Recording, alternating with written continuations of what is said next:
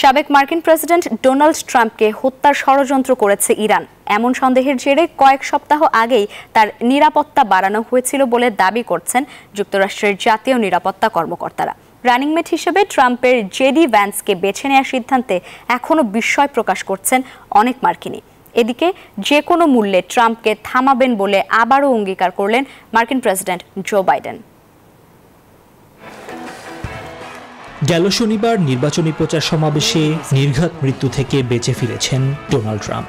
তবে সাবেক মার্কিন প্রেসিডেন্টকে হত্যা করার ইরানি ষড়যন্ত্র চলার সন্দেহে আগেই তার নিরাপত্তা বাড়ানো হয়েছিল বলে এবার দাবি করলেন মার্কিন জাতীয় নিরাপত্তা কর্মকর্তারা। বুধবার বিবিসির এক প্রতিবেদনে বলা হয়, ইরানি চক্রান্তের সাথে পেনসিলভেনিয়ায় ট্রাম্পকে হত্যা চেষ্টা জড়িত নয় বলেই তথ্য দিয়েছেন তারা।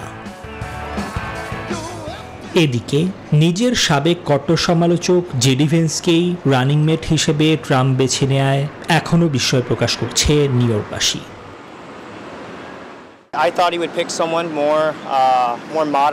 সত্যি আশ্চর্যজনক। আমি ভেবেছিলাম আরও মধ্যপন্থী কাউকে বেছে নেওয়া হবে, কারণ অতীতে তিনি ট্রাম্পকে পছন্দ করতেন না।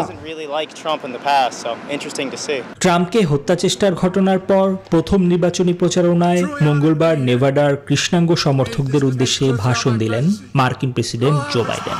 সেখানে তিনি আবারও দাবি করেছেন ট্রাম্পকে পরাজিত করার জন্য তিনি সেরা অবস্থানে থাকা ডেমোক্র্যাট। নিবির আমিন, নিউজ 24।